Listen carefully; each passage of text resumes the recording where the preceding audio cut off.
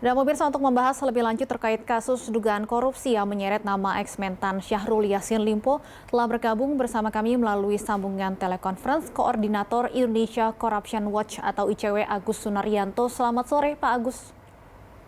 Selamat sore, Mbak. Ya, Pak Agus, sampai hari ini KPK belum juga menetapkan tersangka dalam kasus dugaan korupsi di Kementan, dan di tengah ini semua juga kemudian muncul kasus lain dugaan pemerasan terhadap ex-Mentan Syahrul Yassin Limpo. Bagaimana ICW melihat konstruksi dari kasus ini?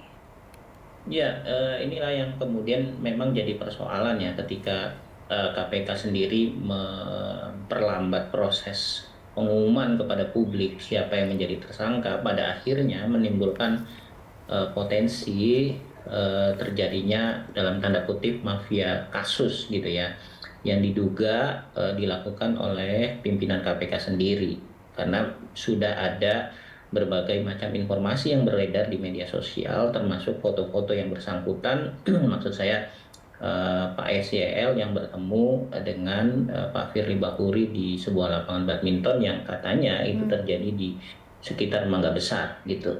Nah, menurut saya ini jadi persoalan karena informasinya karena simpang siur dalam arti Menko Polhukam sendiri beberapa hari yang lalu kan sudah menyebutkan bahwa ya Pak YSL itu sudah ditetapkan tersangka berdasarkan informasi dari KPK, tapi sampai saat ini tidak dipublikasi, dan kemudian saat ini katanya sudah Pak SCL juga kemudian ke LPSK.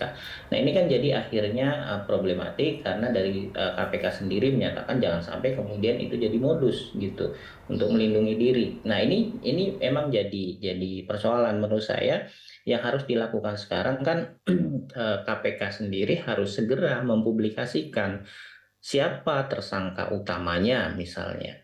Kemudian itu harus diikuti di Polda ya, karena Polda juga sudah eh, menaikkan status dari proses penyelidikan ke proses penyidikan, dan menurut saya juga Polda harus segera mengumumkan kepada publik siapa yang diduga menjadi tersangkanya agar kita semua jadi jelas gitu.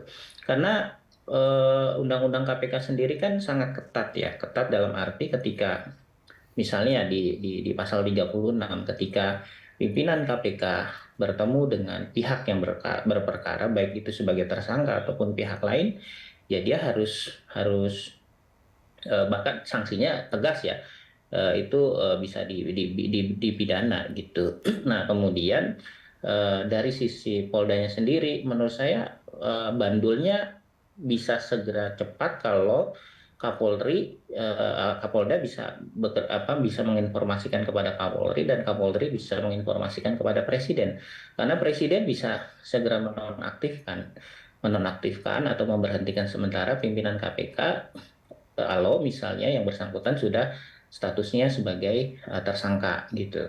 Jadi ini memang bandulnya ada di mereka-mereka semua nih, ada di KPK sendiri, ada di Polda, termasuk di Presiden. Dan kita berharap ini semua bisa segera selesai agar tidak menjadi bola liar secara politik Baik. gitu, tidak dijadikan alat atau instrumen untuk saling menghancurkan, apalagi di bulan ini kalau tidak salah ya 19 sampai 25 kan sudah mulai tuh ada pendaftaran baca pres dan bacawa pres ke KPU untuk Baik, ditetapkan sebagai kandidat Pak Agus. Mhm. presiden ya. Baik, Pak Agus, artinya seharusnya dua kasus ini bisa diusut secara beriringan, kasus dugaan korupsinya dan kasus dugaan pemerasannya.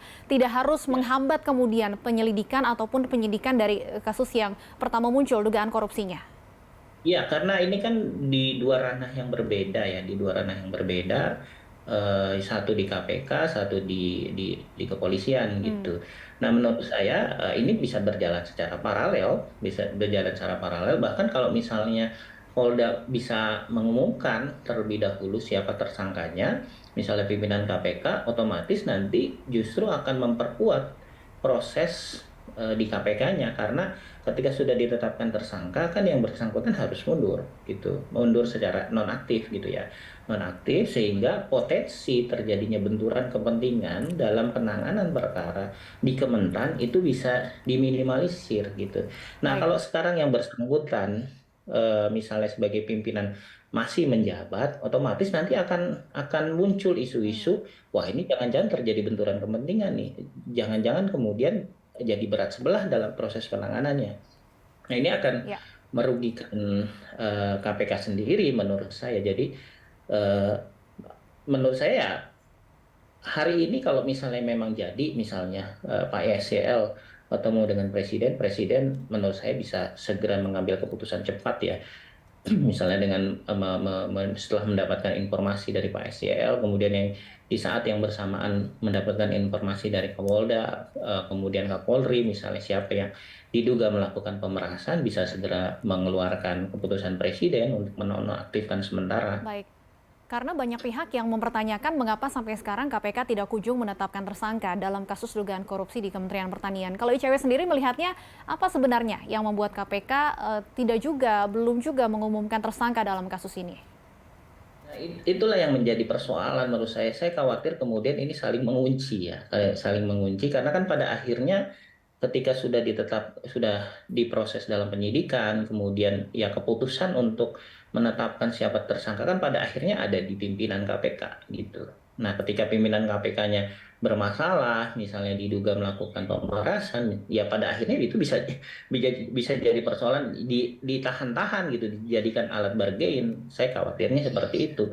Jadi menurut saya ketika sudah ada isu seperti ini karena sifatnya kolektif kolegial, ya seharusnya yang bersangkutan ya sudah declare saja, misalnya saya tidak merasa boleh mengambil keputusan ini gitu karena sekarang sudah banyak informasi yang beredar bahwa saya dituduh, misalnya oke saya tidak mengambil keputusan deh, biarkan kepada empat pimpinan yang lain. Nah, itu kalau bijaksana, tapi kan repotnya kan tidak tidak bisa seperti itu mungkin ya, sehingga ini pada akhirnya menghambat proses penetapan tersangka. Saya menduganya sih seperti itu. Baik, tentunya kita semua berharap kasus ini bisa diusut tuntas. Terima kasih Koordinator ICW Agus Sunaryanto telah berbincang di Berita Satu Sore. Selamat sore.